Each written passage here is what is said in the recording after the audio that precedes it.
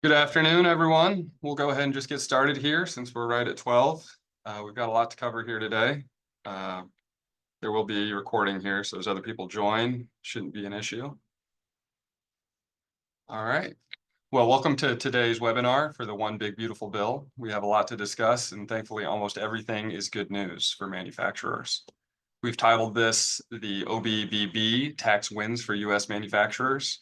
From this point forward, I'm just going to be calling it OB3, as every time I try to say OBBB, I sound like I have a stutter. So today you'll be hearing from myself, Tim Mosier, Ryan Miller, and Stephen Royster. I'm Jordan Mayer, a tax partner in KSM's Business Advisory Group, as well as a partner in the firm's Manufacturing and Distribution Services Group. Today, we're going to unpack the key OB3 tax provisions designed to strengthen U.S. manufacturers' bottom lines, including permanent extensions and enhancements to deductions, new expensing opportunities, major R&D interest expense changes, expanded employee-level deductions, international tax updates, and critical state conformity considerations. Before we dive into all of these beautiful details of the new legislation, we've got a few housekeeping notes. First, this webinar is being recorded. Both the recording and a copy of the slides will be emailed out tomorrow. And secondly, because we have so much to cover today in a relatively short amount of time, we're not going to be taking any questions live. If questions pop into your head, please write them down so you can follow up with your primary KSM contact or with any of the speakers after the webinar.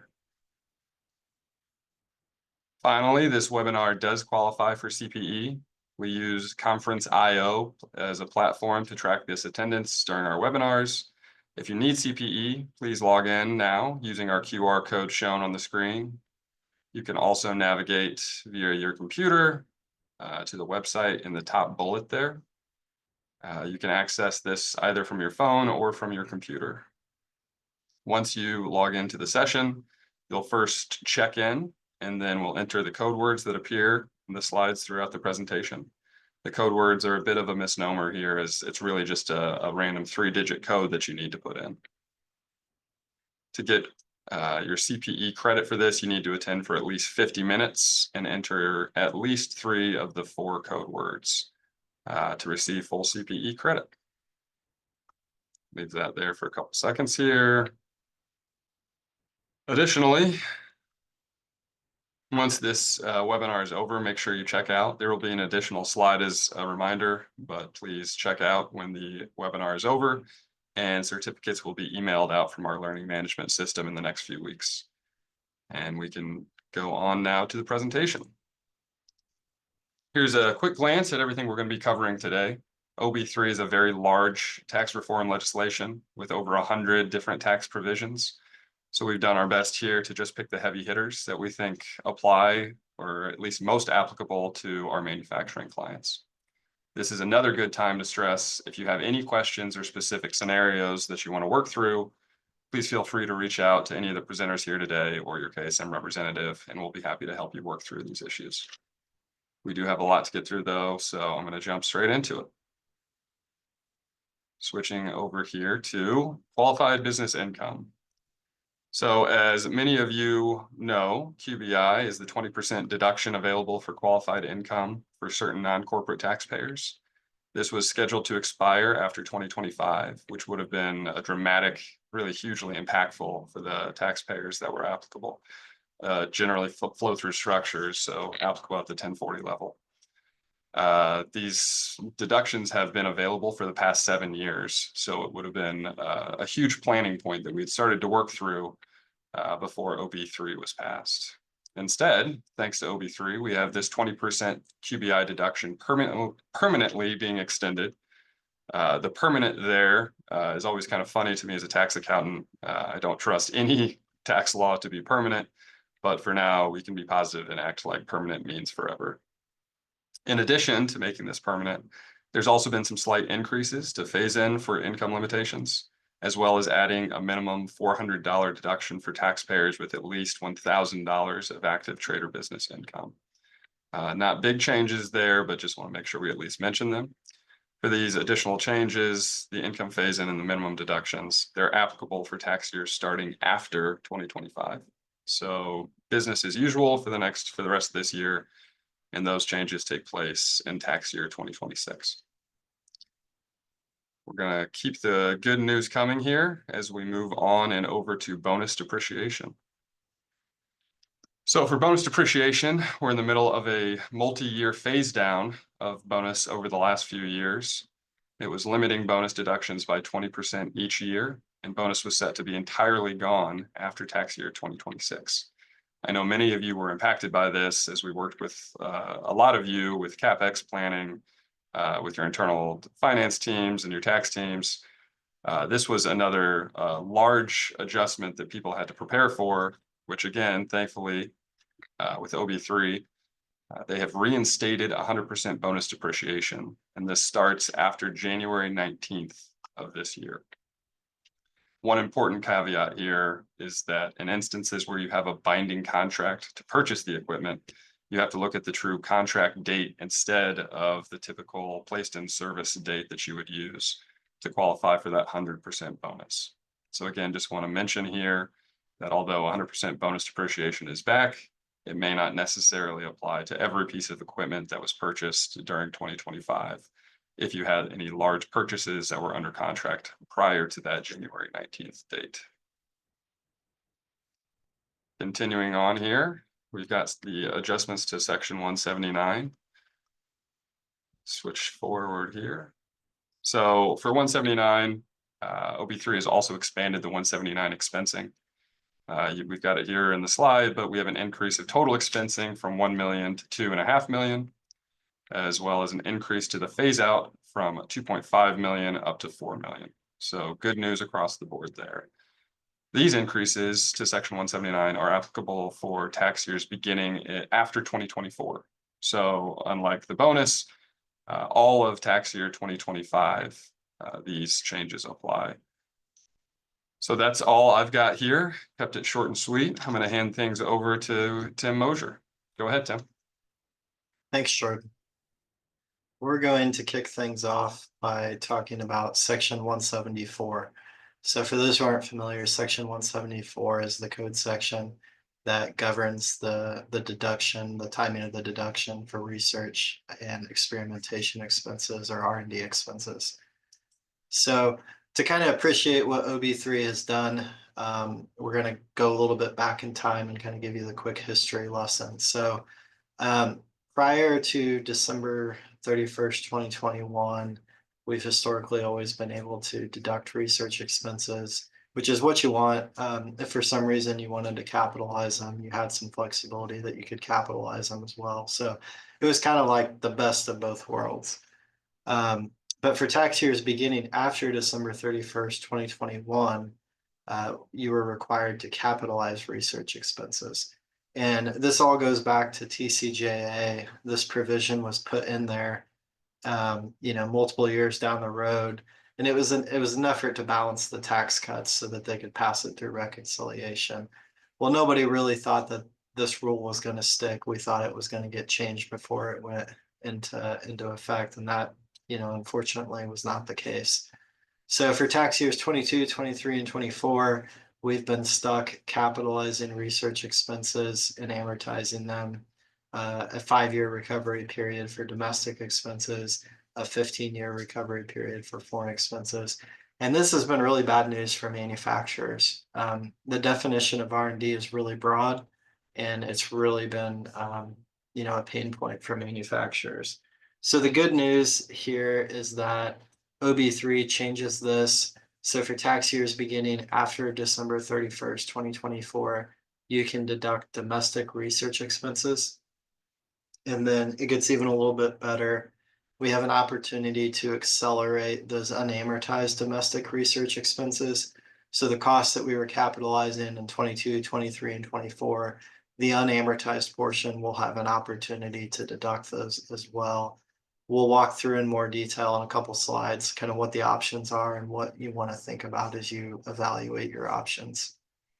And then lastly, we'll hit on this in more detail as well, but certain small business taxpayers have the opportunity to go back and amend to deduct research expenses. There's a whole host of things to think through with this as far as does it really make sense or not. And we'll dive in a little bit deeper there as well. So the section 174 section, there's gonna be a lot of information. If nothing else, kind of the big takeaway here is that this is really good news for manufacturers. You're gonna get to go back to deducting expenses. There are some challenges in how we implement this, how we optimize it for you. But don't let all the things that we have to think through kind of sour your mood. This really is great news for manufacturers. So first, we're going to dive into 2025 expenses and kind of focus on how we get to treat those expenses in 2025. So domestic research expenses can be deducted in 2025. The key there, though, is that this applies to domestic research expenses. Foreign research expenses are still required to be capitalized and amortized over 15 years. I would say broadly speaking in the manufacturing industry, I'm not seeing a lot of people have foreign research. We see it a lot in like the tech space where, you might be hiring software developers in Europe or in India or Mexico or something like that. So I'm optimistic this won't have a huge play in the manufacturing space, but if you're a company that you use foreign contractors to help with research, you definitely want to be aware and know that you still have to capitalize those expenses and you don't get to deduct the unamortized foreign expenses. And then the last thing to add, I don't think many of you are going to want to take advantage of this, but for some taxpayers, it could still make sense to capitalize research expenses. Maybe you're in losses or, there's some tax planning reasons why it could make sense. That option's still available for those who may want to utilize it. So we hit on 2025 expenses. I want to jump into talking about what do we do with these unamortized expenses. We really have three options, so we'll walk through what those are. Number one is that you can deduct the remaining expenses in 2025 tax year. I think a lot of people are going to take advantage of this. This may not be the best answer for everyone, though. A lot of times we kind of default to I want the most deduction right now, and we'll talk through in more detail in a couple slides. That might not make sense for everybody.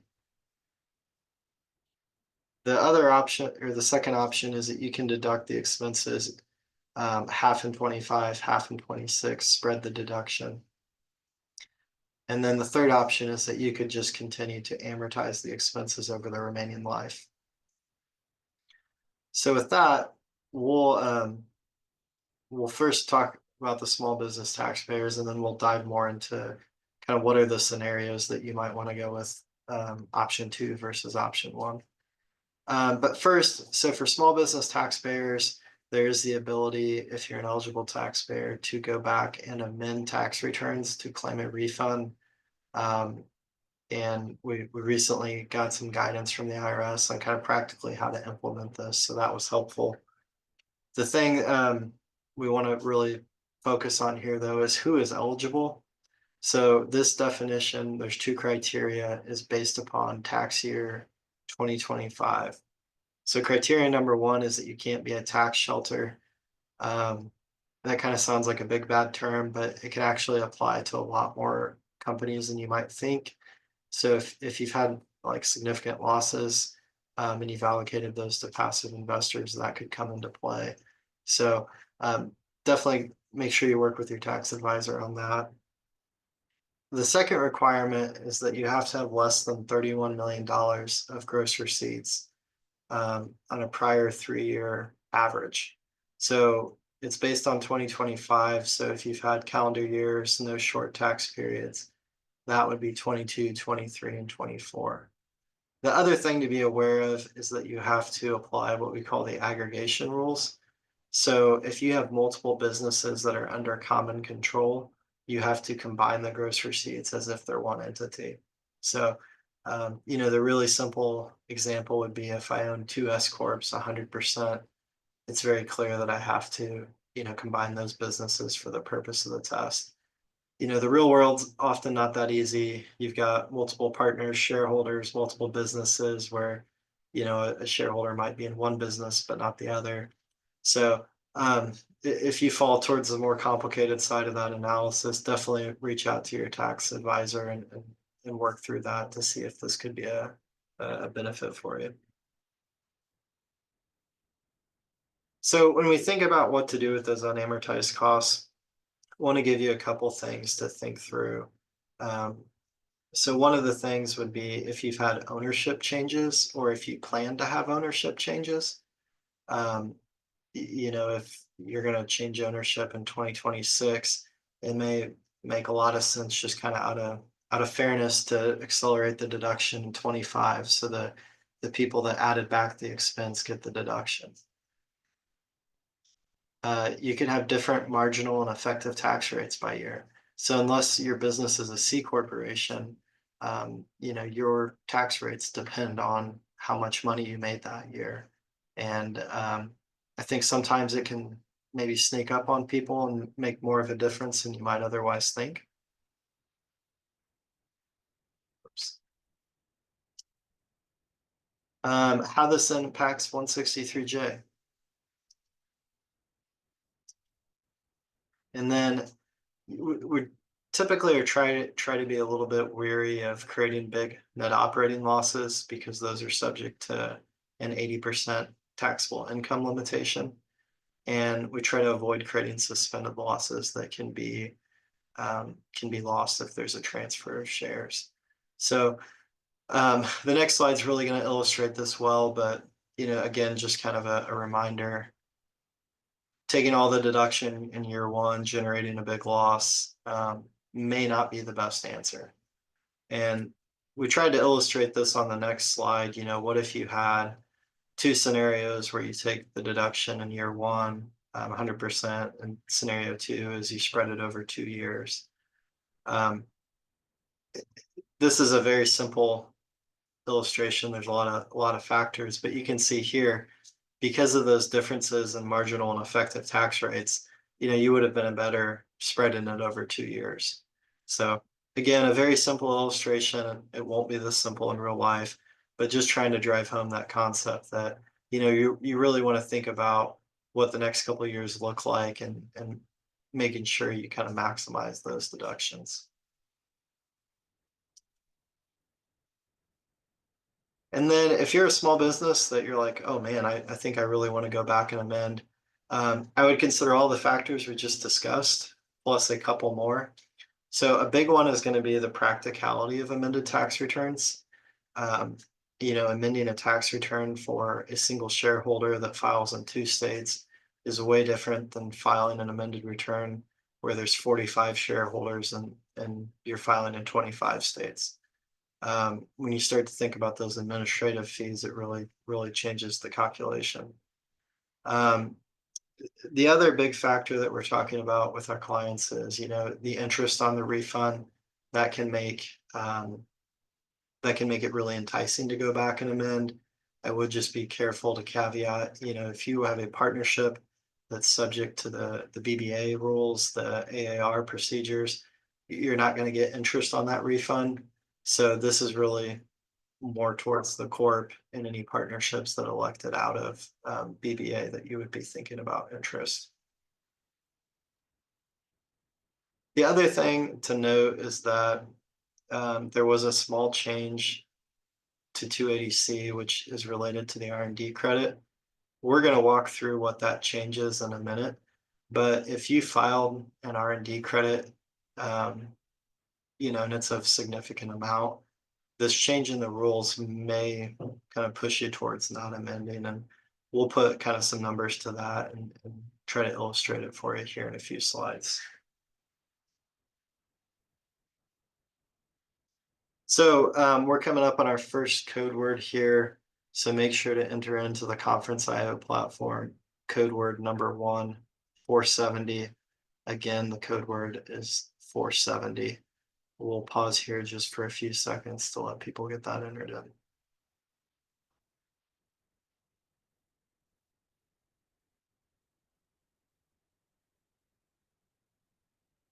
All right, we're going to keep going here. Again, that's code word 470. Make sure to get that entered in if you want CPE credit. All right. So we've done a number of these OB3 webinars. If you'd listened to any of the earlier ones, you probably heard a lot. We really need guidance on how these practically get implemented. The good news is that with at least respect to section 174, we do have some guidance from the IRS on how to implement this. I won't get into kind of the details of this because I think this is more, something the tax professional really is going to be wading into. Statements to returns, really, really procedural questions. So won't dwell on this, but did want to highlight that we do have more guidance today. We do have a little bit better understanding of how some of this should get implemented.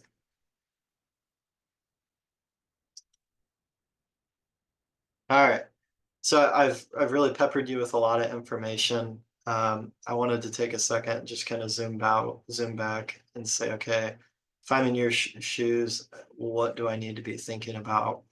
So the things that I would be thinking about right now is kind of, if you're somebody who has a lot of research expenses, has a large amount of unamortized research expenses, now's the time to start modeling out kind of what this is going to look like. And you really need to model out a couple of years because, as we tried to allude to earlier, for some people, it's going to make sense to take the deduction over multiple years. So working with your tax advisor, kind of trying to put some numbers to it is where I would start. And then based upon that, you can start to look at, what does this do for my estimated payments? If you had been making 2025 estimated payments, assuming that your 2025 expenses were going to be capitalized, hopefully there's some good news that, you're overpaid. Maybe that fourth quarter payment can get adjusted. Some of our clients have been able to stop making payments for the year, depending on their facts. So, as we come up on the fourth quarter payments, that's really the thing I would be focusing on. And then I wanted to put a plug in here. If your business is a C corporation, there is a special form that you can file where you'd file it after the tax year is ended, where you can have any excess estimated payment refunded. And there's actually a requirement that the government issue it in, I believe it's 45 days. So there's, some rules around how quickly you should get that money, opposed to if you claim a refund on a tax return, it can take a very long time. So that's kind of a niche thing for C Corps. So if that's applicable for you, definitely take a look at it. It can help you get the cash faster. Anytime I talk about section 174, I feel like I always get the question, how's this impact the R&D credit? It really doesn't impact the way the credit's calculated, what qualifies. The only impact is to what we call section 280C. And we're largely going back to the old rules where you had two options. You could claim a credit and a full credit and reduce your research expenses by the credit. And the idea was that you shouldn't get a deduction and a credit for the same dollars. Or you could take a lower credit amount and it was tax affected at the C Corp rate. You could take the lower credit and make no adjustment to taxable income. So if you were a C Corp and this didn't impact anything like 163J or anything like that, you'd kind of end up in the same spot because you'd get a bigger credit, but you'd also have $21 more of tax. So it would kind of cancel out. So we're going back to the old rules. During 22 to 24, there was kind of this, I don't know if it was intentional or if it was kind of an error when they were writing the law, but there was this opportunity where you could claim the full credit without reducing your expenses in some cases. So it did make the credit a little bit more valuable. Now we're going back to the old rules where you either take the net credit or you make the adjustment. We mentioned earlier when we were talking about amending returns that this came into play, and the rules require that if you amend tax returns, you have to go back and also apply these rules. So if you had taken advantage of the way that the rules were written during that period, and you go back and amend, your credit's going to become a little bit less valuable, but you get the trade-off of a big deduction. So there's some pros and cons there to be aware of. All right. So that kind of wraps up section 174. We're going to move on to section 163J. And this is related to interest expense, business interest expense. And it limits the amount that you can deduct. The limitation is 30% of ATI. We'll dive into ATI on the next slide. There is a exclusion for small businesses. So if you're a small business, you may not be subject to this. This was a TCJA creation. First tax year it applied was 2018. When the rule applied, ATI was based upon EBITDA. So you took 30% of EBITDA, and if your interest was higher than that, you had a limitation. Well, in 2022, the rules changed so that it went to EBIT instead of EBITDA. In the manufacturing space, that was a big hit because you guys tend to have a lot of depreciation and amortization. That was helping the interest expense limitation. OB3 permanently changes this to go back to EBITDA. So again, another win for manufacturers. If you've been struggling with that 163J limitation, this really should be a big benefit for you. So good news. And Jordan said earlier, it's as permanent as things can be in the tax world, which is not very permanent. So all right. A lot of the things that we're going to talk about today are kind of like extensions or modifications of existing law. Qualified production property is something that's really new. We don't really have any precedent for it. We'll refer to this as QPP. And if you watch the news as we were going through the tax law changes, this was what was referred to as the expensing of real property.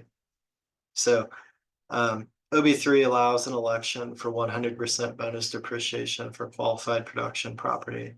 We'll define qualified production property in a couple slides. Oops. There's two dates that you have to look at. So there's a placed in service date. We've got to fall between these dates. And then there's a construction date. It has to begin after January 19th, 2025. And it has to end before January 1, 2029.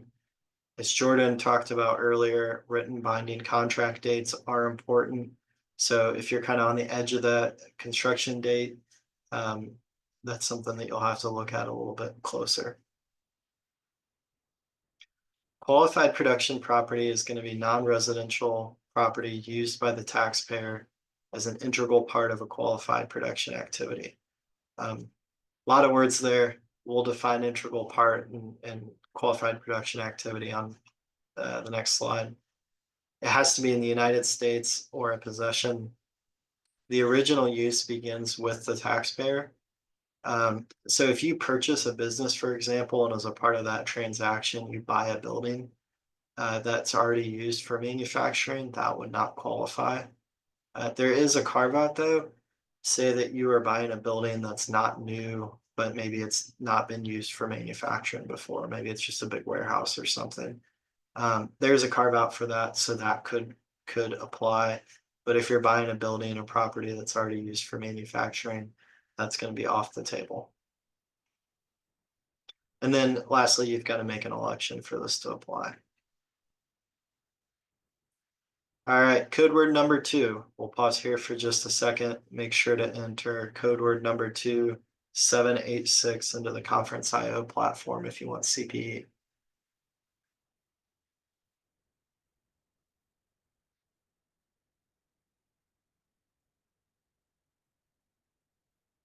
All right, we're going to keep going here. Code word number 2786.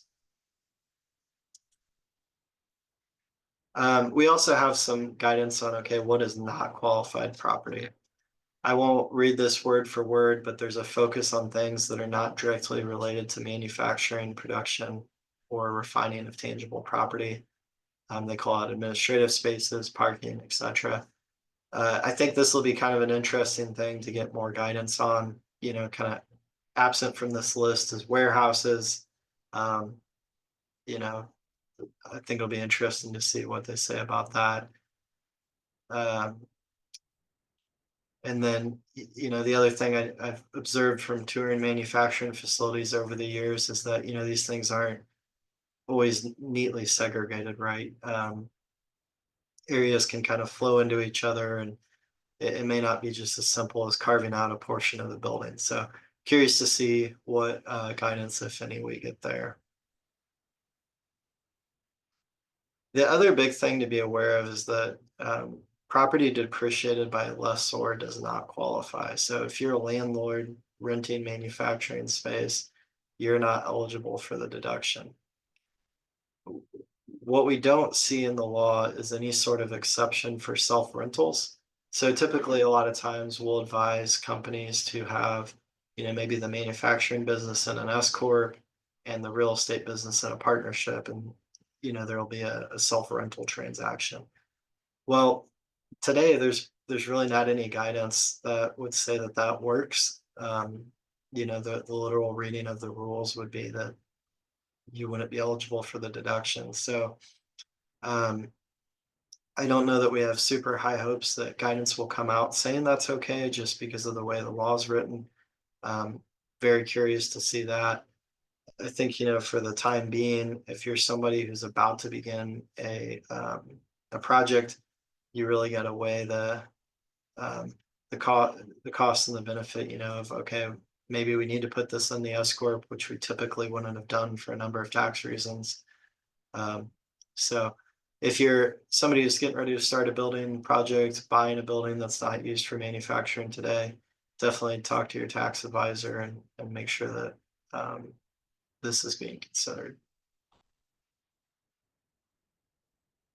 What are qualified production activities? So we're looking for manufacturing, production, and refining, and it requires substantial transformation. What is substantial? We don't really have guidance. I know, just thinking about the clients that KSM works with, we have some very clear cases where that, no doubt substantial transformation occurs, but there's also, light manufacturing that kind of borders on maybe repackaging. Where is that line? That's something we don't have guidance on today. And hopefully, as the Treasury starts to implement these rules, they'll give us some more guidance on kind of where that line is. So with that, I'm going to turn it over to Ryan Miller. All right, thank you, Tim. Appreciate that.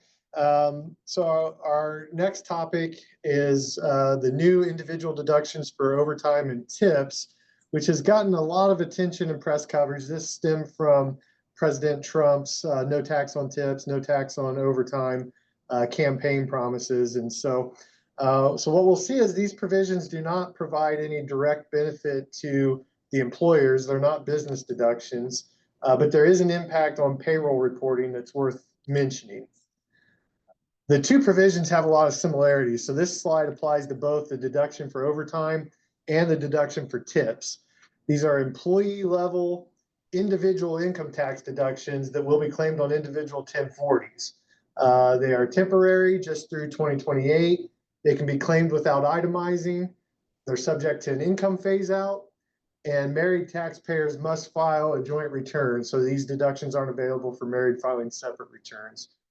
From an employer perspective, the overtime pay and tips are included in the employee's taxable W-2 income, the same as they always have been. They're subject to all the payroll tax withholdings, including subject to Social Security tax withholding. The amounts are not exempt from income tax, and they are not exempt from payroll withholding taxes. So this is not an exemption. It's just an individual level deduction. But where this does impact the employer is that employers will need to track qualified overtime paid and qualified tips that are included in W-2s, so the qualified amounts can be separately reported to the employees. The service did issue a news release in early August confirming that there will not be any changes to the 2025 payroll tax forms, payroll information forms. So The actual W-2 reporting for 2025 is the same as it's always been. No changes to the form for 2025, no changes to the withholding tables for 2025. But that leaves unanswered, how are employers supposed to report these amounts to their employees for 2025 and still be in compliance with their reporting obligations? The service has said this transitional guidance regarding how to comply with the reporting requirements for 2025 is in process and will be issued soon. As recently as last week, an IRS official said that it'll be issued in November.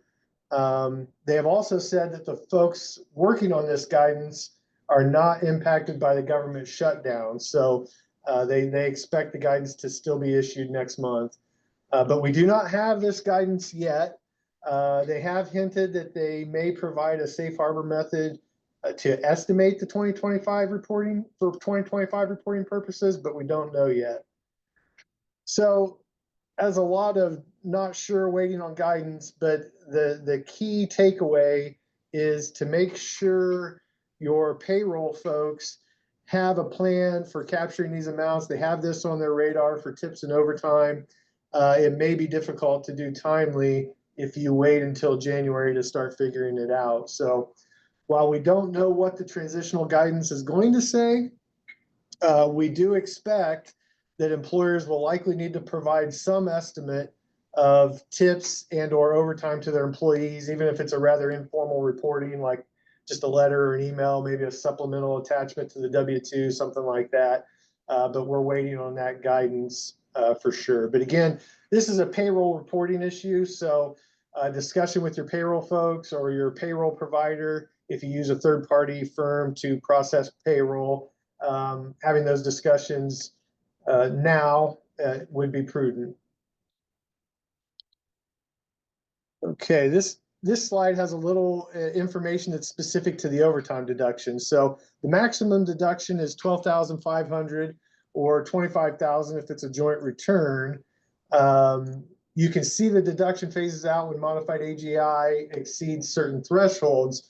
But most important to this audience is likely the definition of qualified overtime. So qualified overtime is overtime that's required to be paid by Section 7 of the Fair Labor Standards Act. So overtime pay that FLSA does not require is not qualified overtime for this purpose. So if the overtime is paid pursuant to a labor union agreement or a specific state law requirement, that is not overtime that would qualify for this purpose. Only overtime required by the federal FLSA is what qualifies. And only the amount in excess of the individual's regular rate constitutes qualified overtime for this purpose. So the example here is an employee that is making $20 per hour. They work one overtime hour at $30. The qualified overtime is $10, the extra 50% component. It is not the full $30 the employee was paid for that one overtime hour. And eventually we'll know how that gets reported out to the employees. But in this example, you would report out to your employee that they had $10 of qualified overtime. We do not have any additional guidance yet fleshing out the definition of overtime, just the statute for now. This slide talks about tips and primarily a caution to make sure, talks about tips. And I just want to note on this slide that qualified tip income is limited to tips from occupations that customarily and regularly receive tips prior to 2025. So the service did issue proposed regulations in September to help define qualified tips, but I assume this audience deals with overtime quite a bit on a regular basis, but probably not tips so much. Certainly manufacturing is not the kind of occupation that is on the list of customarily receiving tips. You know, think of bartenders, waiters and waitresses, taxi drivers, things like that are certainly on the list. Okay, that was a very quick overview of overtime and tips. We're going to go even quicker through the international components.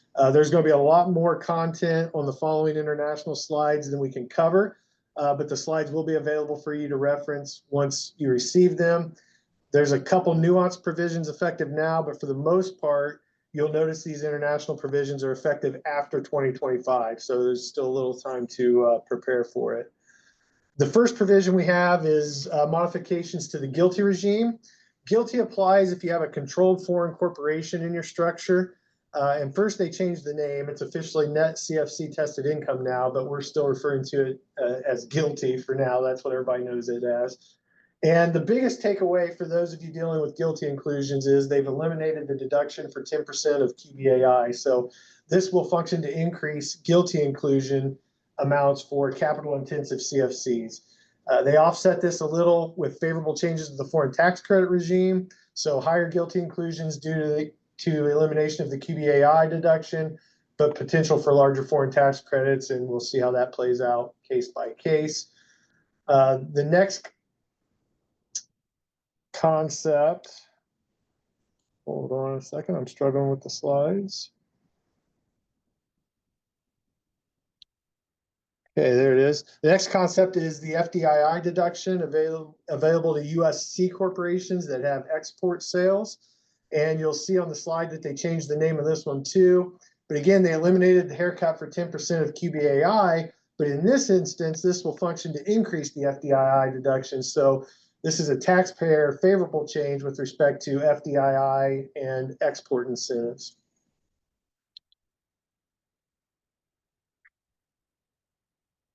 Okay. All right, we got a code word here. So code word number 3 is 893. 893. Okay. Code word 893. Okay, and we're going to keep going. I've got to pick up the pace here. All right, legislative fixes. For anyone out there with tiered CFCs in your structure, they finally made the look-through rule permanent with respect to personal holding company income that is coming up through the tiers. And this downward attribution issue is a huge deal for anyone impacted by it. It's a very technical, very difficult issue to explain in a quick, concise manner. And there's a good chance none of you are impacted by it. But if you have been impacted by it, if you know what this concept is, just be aware that there is relief coming in 2026.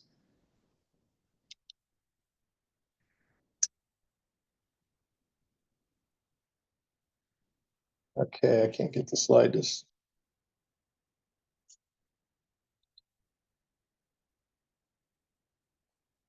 There it goes.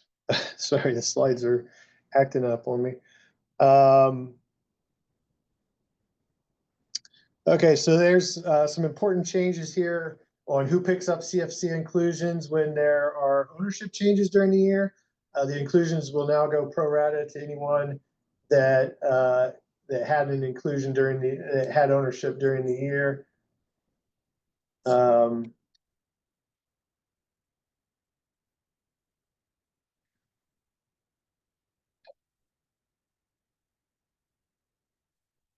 to get the slide to move. Sorry.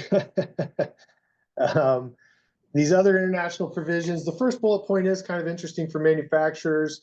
They changed the sourcing rule for U.S. manufactured goods that are sold through a foreign branch that can provide benefits. And anyone out there dealing with BEAT, they also made a few changes to the BEAT regime. This only applies if your annual gross receipts exceed 500 million. So, and it only applies to C corporations.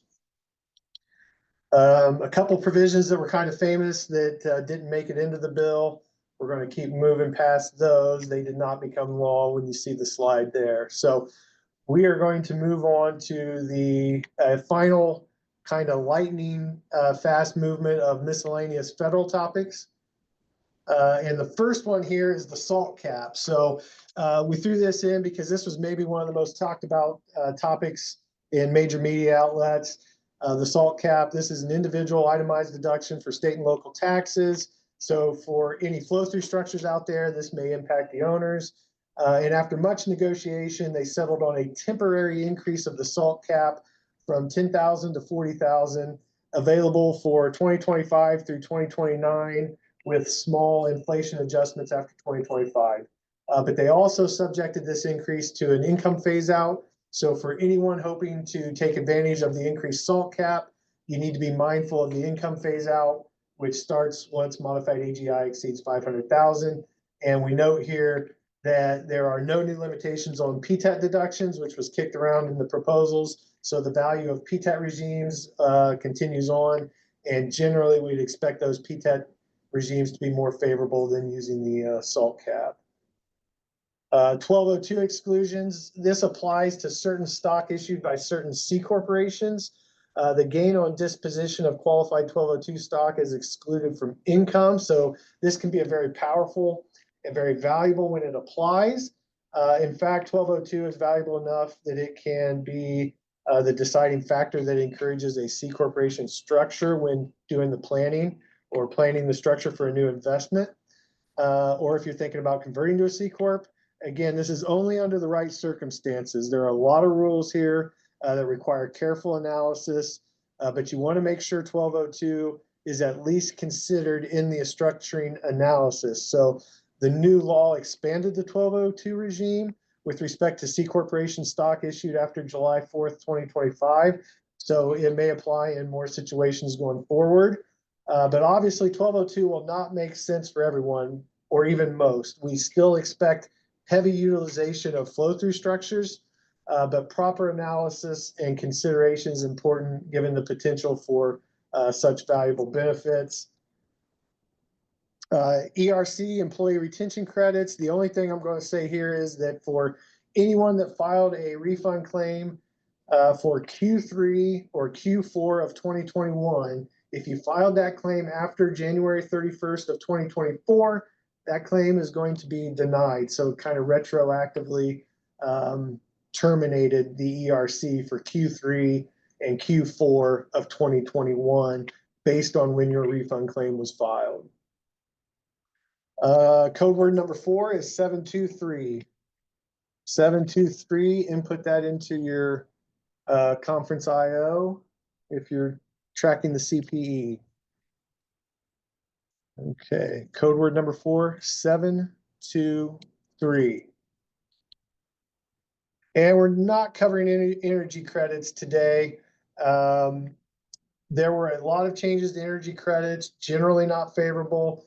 There are way too many to cover today. That's a whole webinar of its own. But the important takeaway is if you are planning projects or have any plans to utilize any energy credits, you need to review your specific facts and the specific credits that you plan to take advantage of, because most of the Inflation Reduction Act era credits are being terminated early. And for those that are not being terminated, the rules are being tightened. So just beware, double check with your advisors if you're planning to utilize any of these credits. And with that, we are going to turn it over to Stephen Royster because there are lots of state considerations as well. Thanks, Ryan.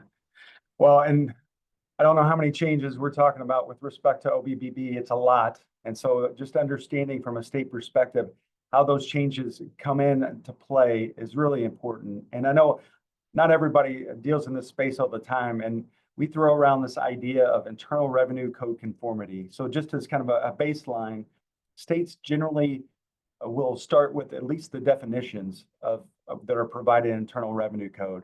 Some of that is through the deductions, available expenses, sometimes even credits. But a lot of it stems from what is passed by the Internal Revenue Code. So when the OBBB came out, all the states are scrambling because a lot of definitions changed. And so what really matters is when the state has adopted some level of conformity to the Internal Revenue Code. So we're talking explicitly about dates. So if you think about my home state of Indiana, as far as conformity, we conform to the Internal Revenue Code as of January of 23. So it's the Internal Revenue Code as written on that date. And so that's really the law we're supposed to follow. So with all these changes that happened with OBBB, none of those really apply as of right now in Indiana. Same thing in Ohio. But there's a number of states, and I would say at least half of the states have what we call rolling conformity. So that basically says as soon as the Internal Revenue Code is updated, our code is updated as well, and we will follow along.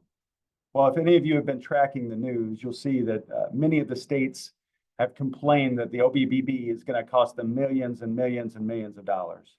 And so what the states are faced with, maybe for the first time in a really long time, in these rolling conformity states is, hey, do we need to decouple from the Internal Revenue Code? Do we need to evaluate this because fiscally we can't even afford it?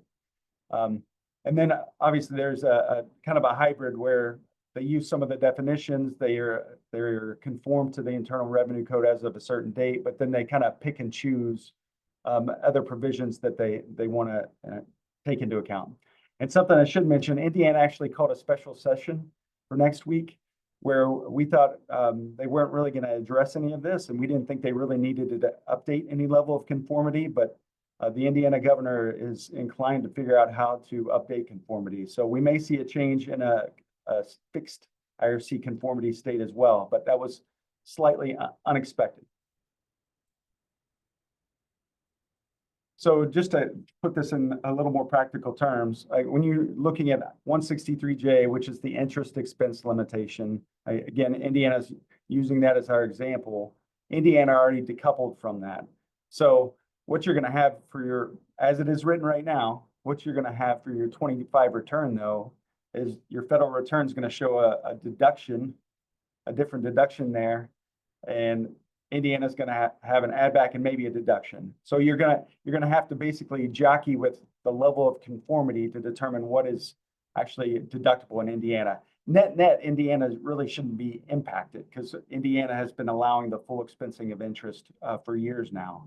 So bonus depreciation, Indiana's already had guidance saying, hey, we don't allow bonus depreciation. So that modification will look differently from a federal to Indiana perspective, but effectively that's taken care of.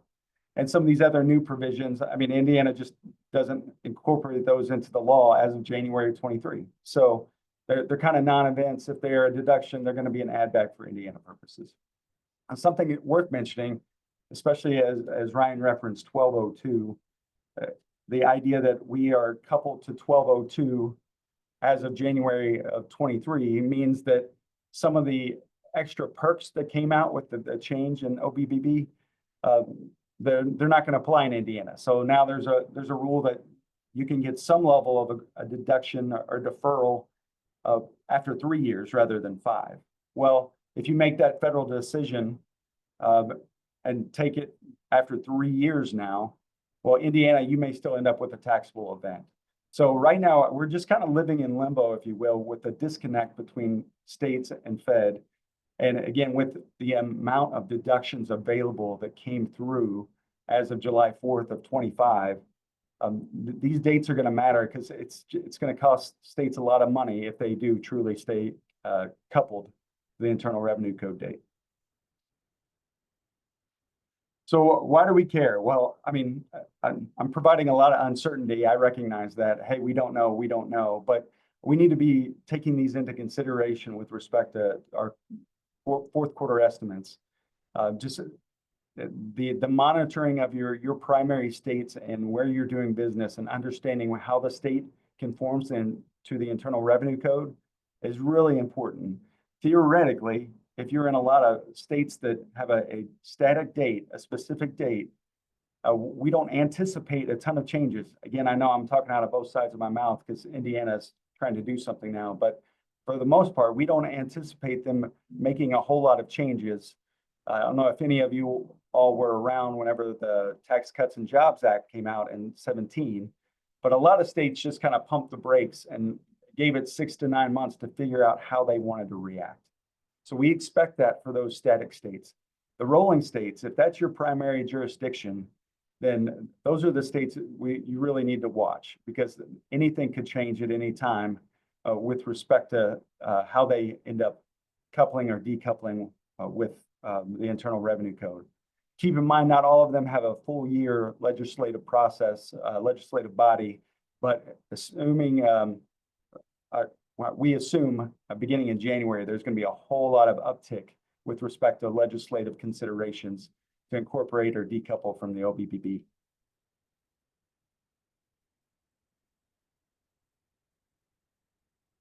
So like I said, just be mindful of what is going on. There can be a lot of complexity in incorporating or decoupling from the Internal Revenue Code, and states are trying to evaluate it. Again, I think many have already quantified the impact. Now they just have to work it into bills to figure out how they can limit the impact or figure out which benefits they want their taxpayers to actually have and roll through on the individual returns. So it's really a constant evaluation. We will constantly have updates with respect to states. I can tell you right now, there's probably been 4 states that are rolling between Maryland, Michigan, Virginia, Rhode Island that have already decoupled from the Internal Revenue Code that are the changes that were impacted by the July 4th, 25 date. So we expect that to be a trend, and we expect that we'll have to constantly stay updated. And we will pass along any information that comes our way. And with that, I will pass this back to Jordan.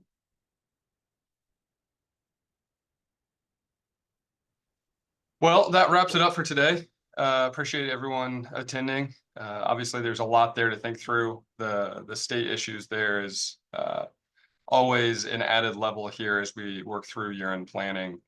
So we try to keep it high level as we could, but if there's any specific questions, planning thoughts, or anything specific to your fact pattern, obviously, again, please reach out to your KSM team member or anyone here today, and we'd be happy to help you through working through those issues. So again, thanks for coming, and that'll wrap it up. Thanks.